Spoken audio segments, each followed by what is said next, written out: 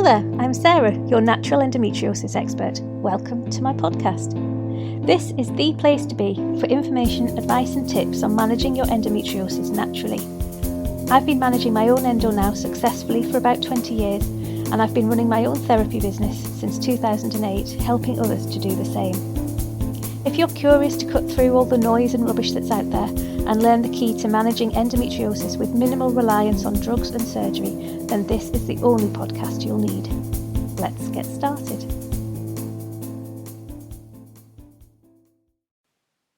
Hello there. In this episode we're going to be talking about egg freezing. This is on the back of last episode where I was talking about endometriosis and fertility and the impact that endo may or may not have on your fertility journey. Egg freezing is so important that I actually wanted to give it its own podcast because I think we should be talking about it a lot more than we actually do. If you are one of the people who is concerned about their fertility journey with endometriosis, then this is a really, really viable potential option for you. And it's something that I certainly wasn't told about, and I know a lot of my clients aren't talked through it either. So it's something that I really want people to become more aware of. Now, essentially, as I say, not everybody with endometriosis will have their fertility impacted. But if you are worried about it, please do speak to your doctor. Please do speak to your gynae, to your consultant, or speak to somebody like me who can give an alternative medicine view. But there are things you can do in terms of improving your chances of fertility, and a lot of those things are trackable. So, for example, when you first go and get your fertility levels, for want of a better word, analysed, you will have things like blood tests and scans. And what those blood tests and scans are doing are measuring the number of eggs you have left, so the number of eggs you have in reserve, essentially. They're measuring the womb lining at various points of your cycle. So a lot of things can actually be tracked. What we can't currently find out at the moment is the quality of the eggs. So it may well be that you get to a certain point in your life and you decide you want to have children, and all the other stats come back fine. You've got plenty of eggs, your womb's working, there's no blocks in your fallopian tubes, everything's looking healthy. But the one unknown factor is the quality of the eggs. Now, this matters because the quality of the egg is really important when it comes to determining how successful the pregnancy is. It's only one of the factors, but it's a big factor. So, for example, it can determine whether implantation happens. It can determine the length of that implantation. It can determine the health of the embryo. It can determine the health of the child at the end of the pregnancy. So it's a really, really important factor. And as we get old, conventional medicine tells us that the quality of our eggs diminish. Essentially, we are born with a number of eggs in our reserve, and that doesn't change. I say that doesn't change. Some won't make it through the cycles, but that number never increases.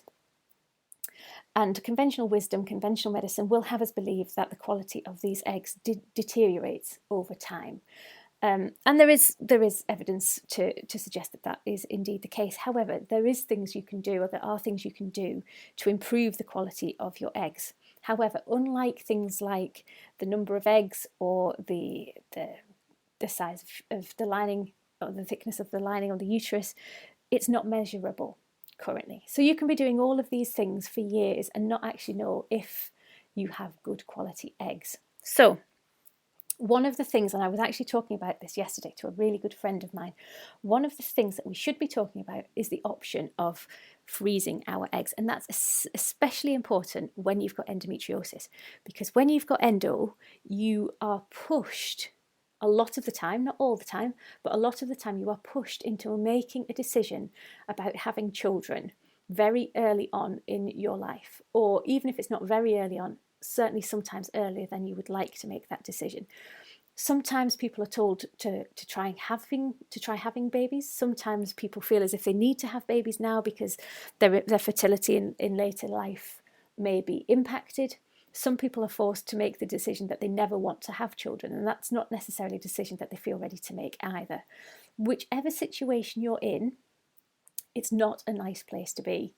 And it's at that point where the discussion about freezing eggs really should come to the fore, because that is or can be a viable option for so many people. It can take a lot of the pressure off.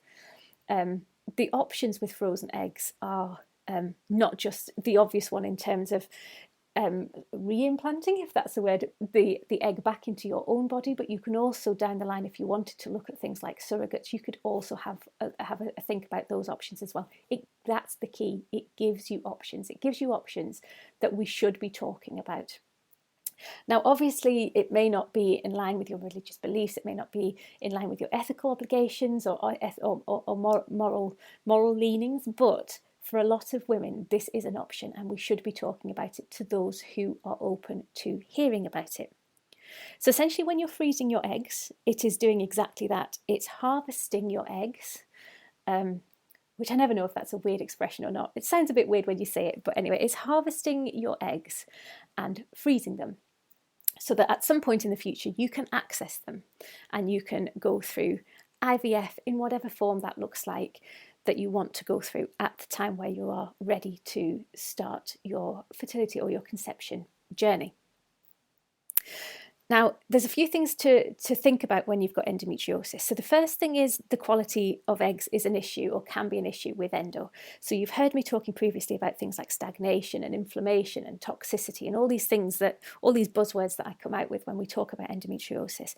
And they are all things that can impact on the quality of eggs. So for example, if your endometriosis manifests in terms of cysts or you have adhesions or lesions around your fallopian tubes, around your ovaries, then there is a chance that your eggs, as they're developing through the cycle, then become, the quality is impacted by the level of toxicity in your abdomen, in and around your ovaries. It's a chance. It's not a given, but there is a chance. So the first thing to have a chat with your GP or your specialist about is exactly where your endometriosis is, because if your endo isn't actually anywhere near your ovaries, if it's nowhere near your fallopian tubes, then you might not have an issue with egg quality. Again, there's no way of us knowing at the moment, but it's less likely to be an issue if your endo is away from the areas where your eggs are stored and where they mature.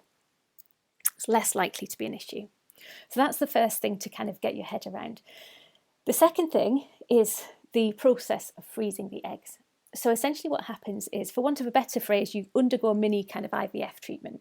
So essentially what happens is your specialist will give you drugs, essentially injections. That's the word I was trying to find. You will have injections that will sort of turbo boost, in effect, your menstrual cycle. So what will happen is, and you may have heard stories of women undergoing IVF who have 20 plus eggs in one cycle, and that's exactly what happens. So these drugs essentially take over your menstrual cycle, they turbo boost your menstrual cycle, and they overstimulate the egg production that happens. Not to a dangerous level, that's always monitored, but they stimulate the egg production process to produce as many eggs as you possibly can in that one cycle. So then what happens, you go in for a mini operation where the eggs are harvested, which again is exactly as it sounds. They go in with a little tube essentially and harvest your eggs, and then your eggs are taken away and they are stored. They are frozen, chemically frozen in for any length of time that you want them to be frozen. You can access them at any time. Normally there's a cost to this as well, I should say as well. It's not a free service that's currently offered on the NHS, although please do speak to your doctor, because there may be things that can be done if you are diagnosed with endometriosis, if it is an issue. So please do speak to your doctor. Don't assume that it's going to cost an absolute fortune. Please do speak to somebody who can give you some advice. So then what happens, your eggs kind of sit there, frozen in time, frozen in quality, until you are ready to use them. So if you are thinking that you're not ready, if you feel as if you're being pushed into a decision about having children, or even if you feel that you're not being pushed but you don't want to be pushed at any point, if you're just starting treatment, it's something to consider. The only thing I would say in terms of a warning or a slight risk is that the injections you have for the let's call it the mini IVF, but for the stimulation, will be very common to you if you've gone through any form of the implant or the pro strap injections, because, well, it's kind of the same thing. So if your endo, and again, not everybody's endo does react, but if your endo reacts badly to the implant or to the hormonal injections, then again, speak to your specialist about maybe changing. There's different types of brands. There's slightly different reactions to the slightly different brands. So talk through what you know doesn't work. Talk through what you think might work. But just be wary that there is a chance with these injections that if your endo does react to the Prostrap and Zoladex and things like that, then there is a chance that you will stimulate your endo, that you will reinvigorate your endometriosis. But if you're doing everything else, if you're understanding your endo, if you're managing to manage your endo effectively, then you should have relative success in making sure that that doesn't impact any further than it has to, and just offset that against your desire for to go down this route. So I hope that helps. I had a fantastic conversation the other day with a lady who was considering freezing her eggs, and it was a fascinating conversation to have, because she came at it from a completely different point of view than I did. I was never told about this when I was younger. I was never made aware that it was even an option for me. Knowing what I know now, would I make the same decision that, well, I was not asked to make a decision because I didn't know about freezing my eggs, but I kind of think that I would have made a decision then that could have massively changed my life. But actually, would I have done? I don't know. There's no right or wrong answer with this. It's entirely down to you, and it's entirely down solely to your decision. This is your body. This is your journey. What freezing eggs does, although there's a risk that it might flare up your endo, what freezing your eggs does is maybe gives you a little bit more time before you make that decision if you're not ready to make the decision. It's a horrible situation that we're put in, that we have to think about and potentially make decisions that can impact on our fertility journey for the next 10, 20 years. So what freezing your eggs does is gives you those options. It is just another line to think about if you're not ready to categorically say yes or categorically say no to the big question about having children. It also thinks if you're a woman without endometriosis, then people will say, oh, it's all right, you're only, 25, 27, 32, you've got plenty of time yet. Because endo can impact on our quality of life, well, yeah, it does that as well, but because endo can impact on our quality of eggs, then we may not have as long as people living without endometriosis. And I say may because, again, everybody's different. But it just gives us, it kind of puts us then on a level playing field with everybody else. It gives us that option of saying, well, hang on, my eggs are, whatever day you're on, your eggs are going to be the highest quality they're ever going to be. So wherever point in your journey you are, gives you that option of saying, well, okay, my eggs are a certain quality now. I want to preserve them at this quality so that I can then make the decision further down the line. As always, if you have any questions, please do reach out.